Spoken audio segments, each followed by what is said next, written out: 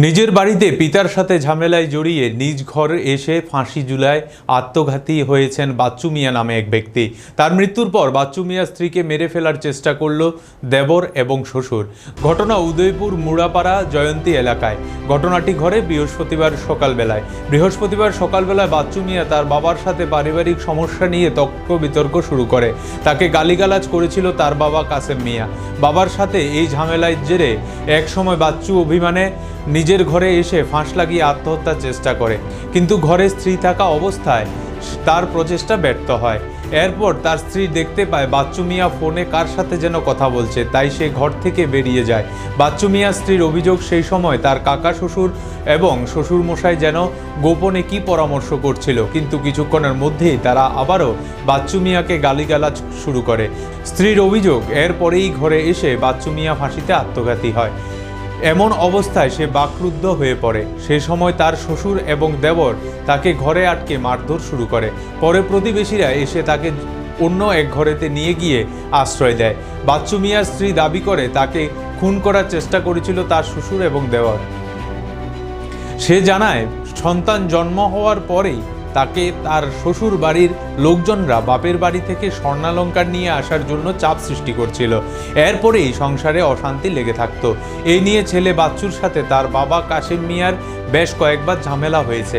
এই গৃহবধূর দাবি, এই কারণেই তার স্বামী আত্মঘাতী হয়েছে এবং তাকেও মেরে ফেলার চেষ্টা হয়। ঘটনার তীব্র চাঞ্চল্য সৃষ্টি হয়েছে এলাকায়।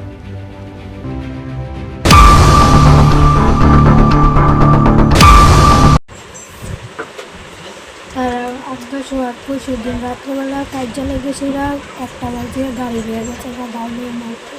তারপরে আইসিরা আবার ঘুমিয়ে গেছে। আজকাল সকালবেলা কার্যালয় যে তারা বাপের আর পিঠে কার্যালয় গেছিরা, ঘরে আইয়া কানতাছিরা দরজালি বাড়ি দিয়ে লেছে। দরজালি বাড়ি দিয়েছিরা, তারপরে দিয়েছিরা ফাঁসি দিয়ে লেছে। দুইবার, একবার দরজা বাড়িছে আইসে আদরে তুলে আদর করে আবার গেছে। তারপরে দ্বিতীয়বার দেখি আমি মোবাইলে কথা কয়, আমি মনে করছি যে ঘরের মধ্যে মোবাইলে কথা কয়। এরপরে দিয়েছিরা আমি আর দেখি কোনো শব্দ হয় না। এবার আমি চিল্লানি দিতারি না, দরজা আমি বাইরে গেছি। তারা হে ঘর কাকা শ্বশুর আর শ্বশুরে বয়ে বয়ে কথা কয়, আমার জামাইরে বক্তাছে আর কি। তারপরে দিয়েছিরা তারা আইয়া না, তাই আমার দেওয়ারে রাস্তার থেকে দেখছে আমি যে দরজা বাইরে গেছি। তা আইসা এসেরা জামাইরে না ধরেছিরা আমারে মারণ আরম্ভ করছে। থাবড়া দিয়ে খাড়ের মধ্যে হালাই দিচ্ছে ইডাল দিয়ে। পরে দিয়ে আমি আবার বইছি, আবার শ্বশুরে এসে সিফা দিয়ে ধরছে, দইরা গালো কামড় দিয়ে রাখছে, ছাড়ে না। আর আমি চাইতেছি। এরপরে তারা আবার দুয়ার বাইন্ডাসিরা দুয়ার লাগিয়ে রাখছে। আবার এসে আমারে খাড়ের মধ্যে ইডাল দিয়ে হালাই দিচ্ছে, শর্ট কানাচ্ছে, পুরো দইরা টানানো আরম্ভ করছে, পিছন দিয়ে একটা লাথি দিছে। এরপরে তারা বেট নিয়ে আমার রাখছে। কোন তারা ভাই?